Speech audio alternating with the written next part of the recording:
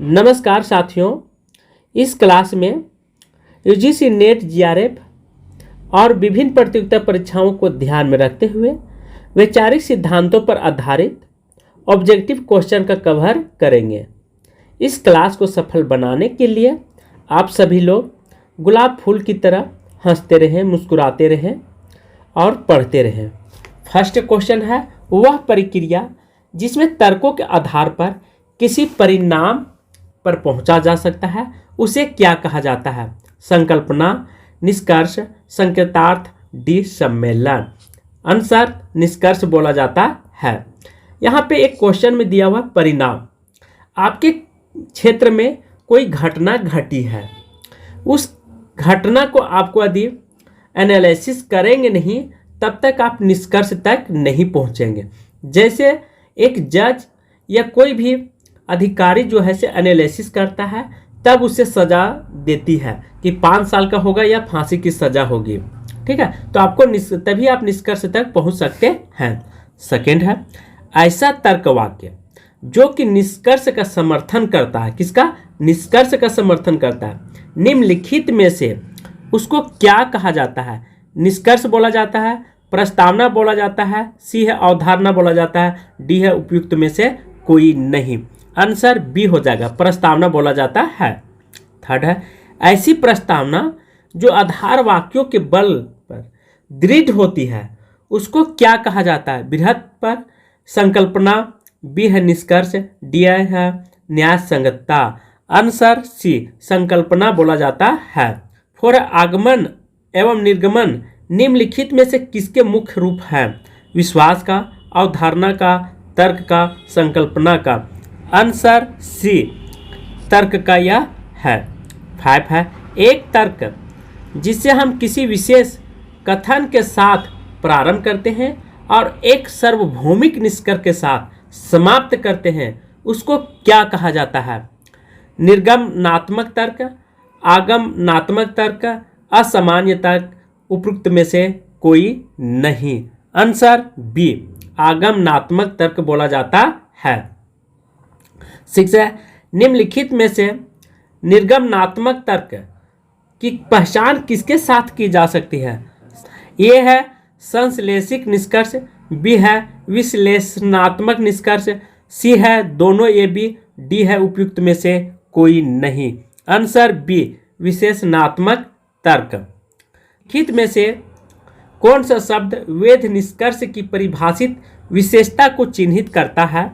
यह स्पष्टता, यह निश्चितता, बी सी है अनिवार्यता, डी है निश्चितता। आंसर सीधा डी निश्चितता। 10 है, आगमनात्मक तर्क आमतौर पर होते हैं विशेषणात्मक, संश्लेषित, सहज ज्ञानयुक्त, सौंदर्यात्मक। आंसर बी संश्लेषित होती है। 11 है, निम्नलिखित में से कौन सा विकल्प निर्गमनात्मक युक्तिवाद में प्रस्तावना और निष्कर्ष के बीच में संबंध को दर्शाता है? कारण प्रभाव, विशेषणात्मक, सिंथेटिक, सी है निहितार्थ अनुलाग, डी है उपयुक्त में से कोई नहीं। आंसर सी निहितार्थ अनुलाग। 12 है, आगमनात्मक तर्क में कौन सा शब्द निष्कर्ष के संदर्भ में उपयुक्त है? संभावित, निश्चित, सी है स्थिर, डी है पूर्व अनुमान। आंसर ये संभावित है। एक वस्तुगत तथ्य है, भावनात्मक रूप से संतुष्टदायक है, सी है तार्किक है, डी है सात्विक है। क्या है इस पर आपको ध्यान रखना है। आंसर तार्किक है। 14 है, निम्नलिखित में से कौन सा विकल्प आगमनात्मक तर्क को सबसे अधिक ढंग से अभिलक्षित करता है? वेहता, अवेहता, शक्तिशाली, कमजोर, नियमित, अनियमित, निश्चित, अनिश्चितता। आंसर बी शक्तिशाली और कमजोर को। न्याय संगतता में सत्य असत्य किससे संबंधित है? तर्क से, निष्कर्ष से, प्रस्तावना से, युक्तिवाद से। आंसर प्रस्तावना से यह संबंधित है। 16 है, निम्नलिखित में से वैधता या अवैधता का प्रयोग किसके संबंध में किया जाता है? आंसर नियामक तर्क के रूप में किया जाता है। 17 है, वैध तर्क या तर्कों के निष्कर्ष के असत्य होने का अर्थ है। आंसर बी होगा, कम से कम एक प्रस्तावना सही होना चाहिए। 18 है, समालोचनात्मक चिंतन होने के लिए होना चाहिए। दिसंबर 2009 में आया हुआ क्वेश्चन है, तो क्या होना चाहिए इस पर आपको ध्यान देना है। ठीक है, आंसर 18 का डी होगा, अर्थात पुनः अवलोकन करना चाहिए। 19 है, निर्गमनात्मक तर्क में सम्मिलित है पर्याप्त साक्ष्य, आलोचनात्मक विचार, तार्किक संबंध देखना, पुनः अवलोकन करना। आंसर सी, तार्किक संबंध को देखना ही निर्गमनात्मक तर्क में सम्मिलित हम मान सकते हैं। 20 है, तर्क दोष है सच तर्क का, झूठा तर्क का, मान्य तर्क का, अमान्य तर्क का। तो यह जो है तर्क दोष किसे माना जाता है? तो झूठा तर्क को। 21 है, आगमनात्मक बौद्धिकता आधारित है, यह पूर्व अपेक्षा करती है, प्रकृति की एक रूपता, विश्व के ईश्वर ने बनाया, प्रकृति की एकता, प्रकृति के नियम। आंसर 21 का ये प्रकृति की एक रूपता का अपेक्षा करता है। 22 है, अधिक किसी निर्गमनात्मक तर्क की प्रस्तावना सत्य हो एवं निष्कर्ष आधारित हो तो निम्नलिखित में से कौन सा विकल्प उस तर्क के बारे में कहा जा सकता है? यह बहुत अच्छा क्वेश्चन है, आप सभी लोग ध्यान से आंसर देंगे। वेद, अवैध, अवर्णनीय, बलपूर्वक। 22 का बी अवैध। 23 निम्नलिखित प्रस्तावों पर विचार करना है। मानव नश्वर है, मानव नश्वर है, मानव नश्वर है, मानव नश्वर है, इसलिए सभी मानव नश्वर हैं। सभी मानव क्या है? नश्वर है। निम्नलिखित में किसका उदाहरण है? तो निर्गमनात्मक तर्क का या आगमनात्मक तर्क का। सी है न्याय संगतता तर्क का। डी है उपयुक्त में कोई नहीं। बहुत अच्छा क्वेश्चन है, आंसर हो जाएगा आगमनात्मक तर्क का ये एग्जाम्पल है। 24 है, निम्नलिखित में से कौन सा शब्द सत्य प्रस्तावों पर आधारित वैध निर्गमनात्मक तर्क का वर्णन करता है? सही, सही नहीं, भ्रामक, अस्पष्टता। आंसर 24 का ये सही। 25 है, किसी निर्गमनात्मक तर्क को सिर्फ तभी ठोस माना जाएगा यदि यह वैध हो तथा उसकी सभी प्रस्तावना सत्य हो। बी है अवैध हो तथा सभी प्रस्तावना सत्य हो। सी है वैध हो तथा इसकी एक प्रस्तावना असत्य हो। डी है वैध हो तथा इसका निष्कर्ष असत्य हो। आंसर होगा 25 का ये वैध हो तथा सभी प्रस्तावना क्या सत्य होना चाहिए। 26 है, लक्ष्मण नैतिक रूप से अच्छा व्यक्ति है क्योंकि वह धार्मिक है, वह शिक्षित है, वह धनी है, वह विवेकी है। आंसर डी, क्योंकि वह विवेकी लड़का है, अपने विवेक का इस्तेमाल करता है। ठीक उसी प्रकार 27 है, एक निर्गमनात्मक तर्क मान्य नहीं हो सकता है यदि इसके आधार वाक्य सही हैं और निष्कर्ष सही है। बी है यदि इसका या इसके आधार वाक्य सही हैं और निष्कर्ष गलत है। यदि इसका या इसके आधार वाक्य क्या गलत है और इसका निष्कर्ष गलत है। यदि इसका या इसके आधार वाक्य गलत है, इसका निष्कर्ष सही है। 27 का आंसर हो जाएगा बी। यदि इसका या इसके आधार वाक्य सही है और निष्कर्ष क्या है गलत है तो वह मान्य नहीं होगा। इसी तरह यूजीसी नेट में क्वेश्चन आते हैं घुमाने का लिए। ठीक है, तो आप हड़बड़ाएंगे नहीं, सब्र करेंगे, धैर्य करेंगे, तभी आप सफलता पाएंगे। 28 शब्द दो पदों के मध्य मुख्य प्रस्तावना, मुख्यार्थ, न्याय संगतता। डी है उपयुक्त में से कोई नहीं। आंसर ए प्रस्तावना जो है से दो बीचों के बीच में संबंध बताता है। 29 है, तार्किक युक्ति की रचना का आधार है आकारिक वैधता, तथ्यात्मक सत्यता, भाषकीय अभिव्यक्ति, उदाहरणों की उपयुक्तता। आंसर 29 का ये आकारिक वैधता। 13 है, निर्गमनात्मक तर्क का निष्कर्ष है आधार वाक्यों का योग्य, आधार वाक्यों पर अनिवार्यता आधारित नहीं होता है। सी है आधार वाक्यों से फलित होते हैं। डी है आधार वाक्यों से अतिरिक्त होता है। आंसर सी आधार वाक्यों से फलित होती है। 31 है, निम्नलिखित में से कौन सा शब्द न्याय संगतता को दर्शाता है? निर्गमनात्मक, आगमनात्मक, प्रायोगिक, काल्पनिक। डी है काल्पनिक। कौन सा दर्शा रहा है? आंसर ये निर्गमनात्मक जो है से न्याय संगतता को दर्शाता है।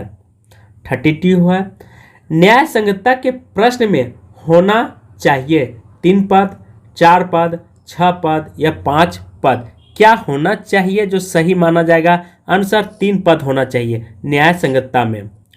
सप्रक्रियार्थ मुख्यार्थ। बी है श्रेणीगत नियमबद्ध। सी है दोनों ए बी। डी है उपयुक्त में कोई नहीं। आंसर बी होगा, श्रेणीगत और नियमबद्ध होना चाहिए। 34 है, निम्नलिखित में से कौन सा शब्द 2 पदों के बीच संबंध दर्शाता है? विषय, विधेय, वस्तु, संयोजक। 34 का आंसर डी, संयोजक जो है से 2 वस्तुओं के बीच का पद को दर्शाता है। 35 है, निर्गमनात्मक तर्क वेद होता है यदि आधार वाक्य असत्य हो या निष्कर्ष सत्य हो। बी आधार वाक्य सत्य हो और निष्कर्ष भी असत्य है। निम्नलिखित कथनों में से कौन से कथन असत्य है? निम्नलिखित कूट से चुनना है आपको। आगमनात्मक युक्तियां सदैव विशेष से सामान्य की ओर जाती है। बी है ठोस तर्क आगमनात्मक दृष्टि से मजबूत होना चाहिए। सी है वेद तर्क की असत्य प्रस्तावना एवं सत्य निष्कर्ष हो सकता है। डी है किसी तर्क को वेद रूप से सत्य असत्य कहा जा सकता है। सी सही होगा। बी और डी क्या है? ये बिल्कुल सही है। ठीक है, बी और डी ही सही है, अर्थात किसी भी तर्क को वेद रूप से सत्य असत्य कहा जा सकता है।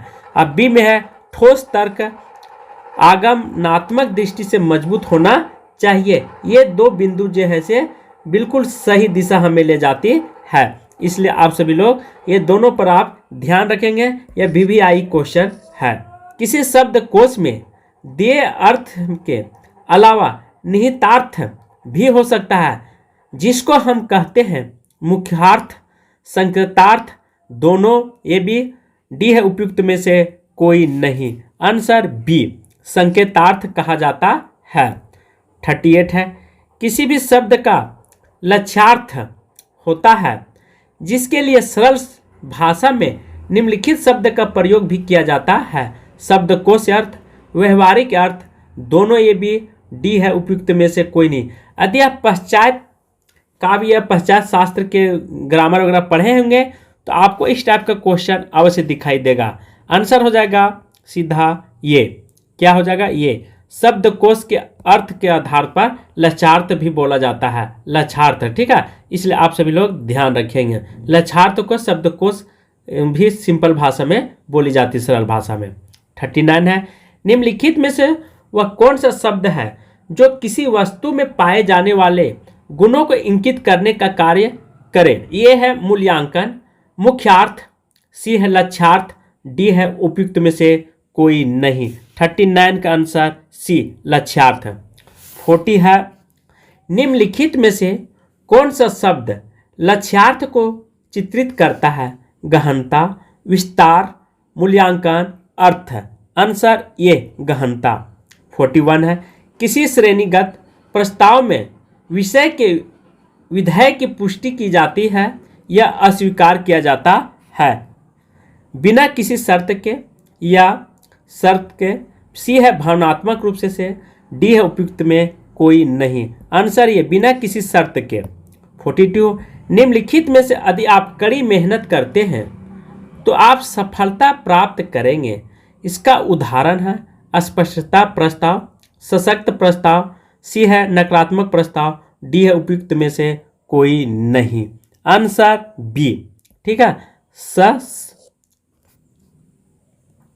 43 है, यह संबंध प्रस्ताव एक प्रकार का है, आपको चुनना चारों में। सशर्त प्रस्ताव है, बिना शर्त के प्रस्ताव है, सी है विशिष्ट प्रस्ताव है, डी है आदेशात्मक प्रस्ताव है।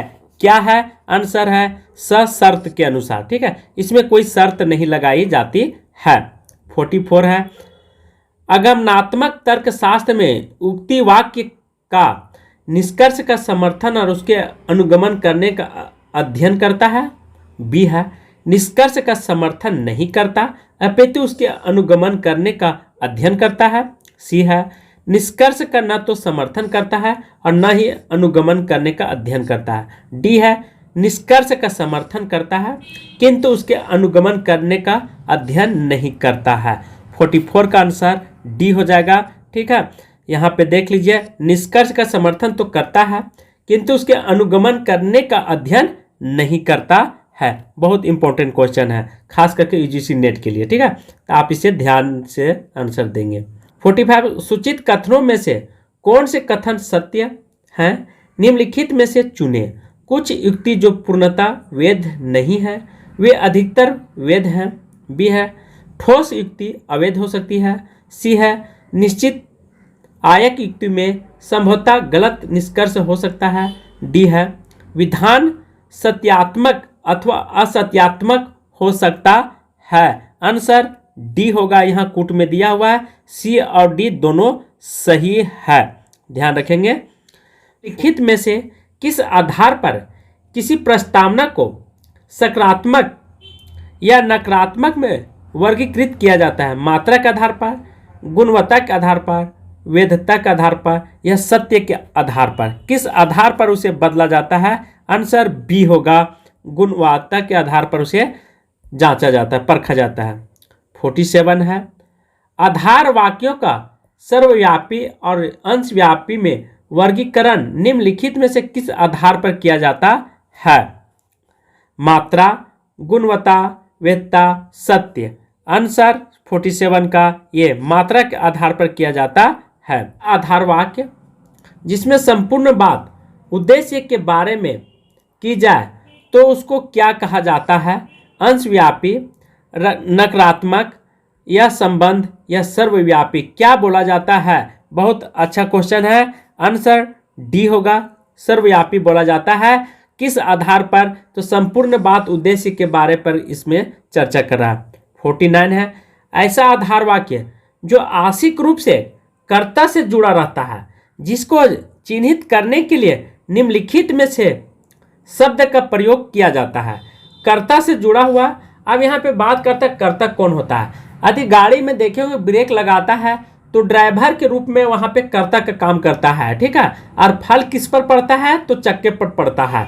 तो फल जहाँ पे पड़ता है उसे कर्म कहते हैं, और जो कर्ता, ठीक है, ये अंशव्यापी, नकारात्मक, असंबंध या सर्वव्यापी। 49 का आंसर होगा ये अंशव्यापी होता है। 50 है, व्यक्तिगत प्रस्ताव निम्नलिखित में से किस वर्ग से संबंधित है?